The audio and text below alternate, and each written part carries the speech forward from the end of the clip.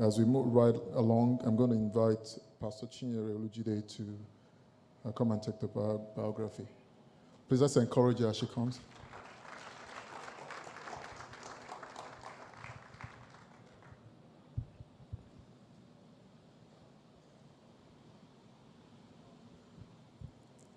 Good evening, everybody.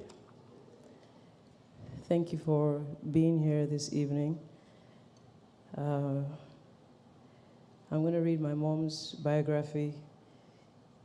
And we have a lot of tributes in the program. We're not really going to be reading all the tributes, but I'm just going to say that it's a very, fragile time for our whole family, because we were kind of taken by shock when we heard that my mom passed, being that she wasn't sick. So we're still kind of, extremely shaken, and really appreciate everyone that has reached out to us, because I'm not fully myself. I haven't been myself for a couple of weeks, and I'm hoping I will be back to my full self at some point. But it's a trying time. I don't think, of course, if you lost a parent, I'm sure you know what that means. I didn't expect it would hit me this hard, but I'm grateful to God for her life. So I'm going to try and read this biography.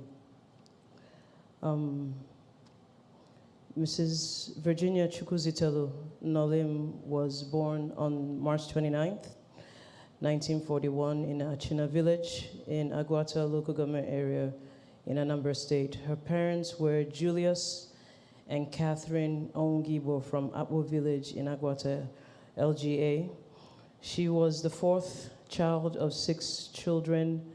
The story goes that when she was born, her parents were trying to figure out what English name she would bear.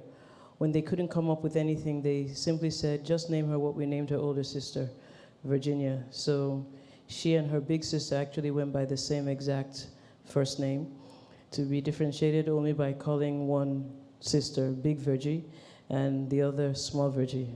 It's a true story. I know my auntie, she's passed on as well.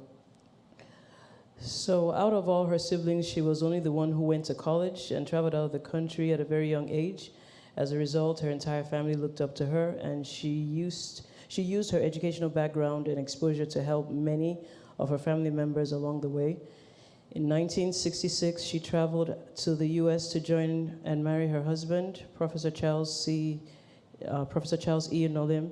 They met in Nigeria when she was much younger, and Charles married her because he was then a teacher, and he considered her to be a very bright student.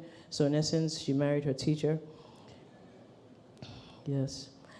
Mrs. Nnolim was very educated. She got her high school diploma and first degree in the U.S., and later obtained her 2 master's degrees from the U.S.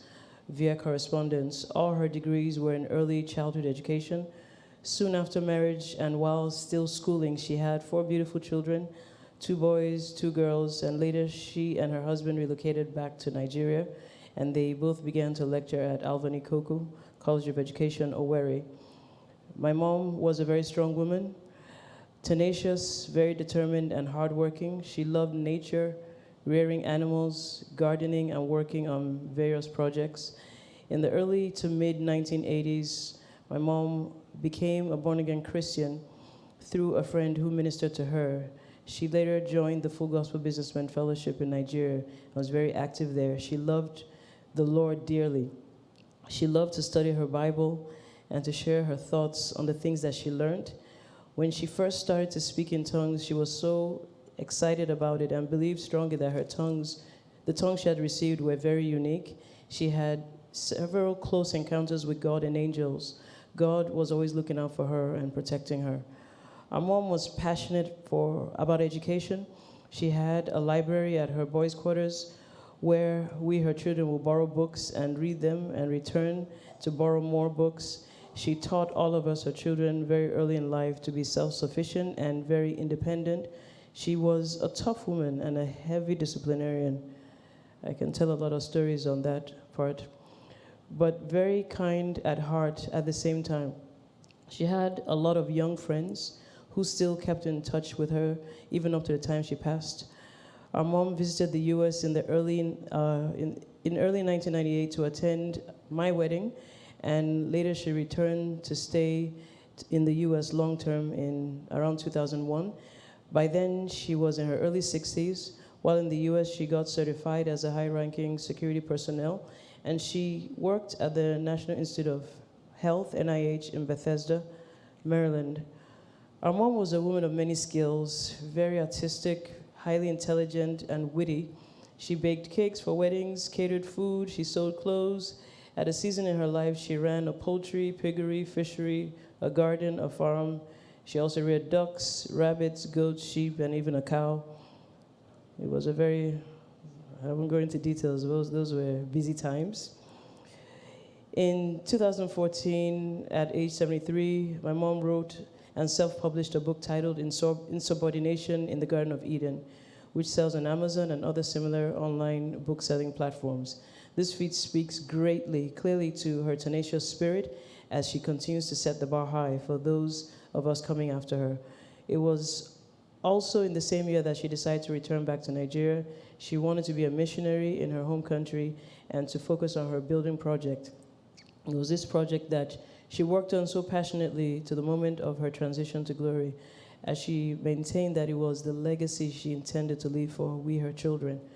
Our mom was far from perfect. She was a perfectionist, so you can imagine how that impacted everyone who worked closely with her, including us, her children. She loved to do everything with big measures and was very critical of anything that did not meet her standards. Mom, in your brief time here on earth, we definitely felt your impact.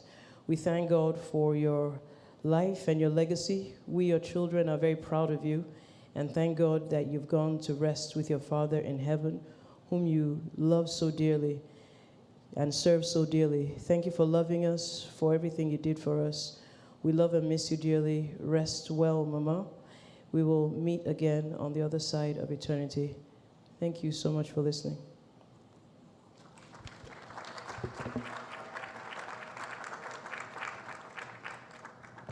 Praise the Lord.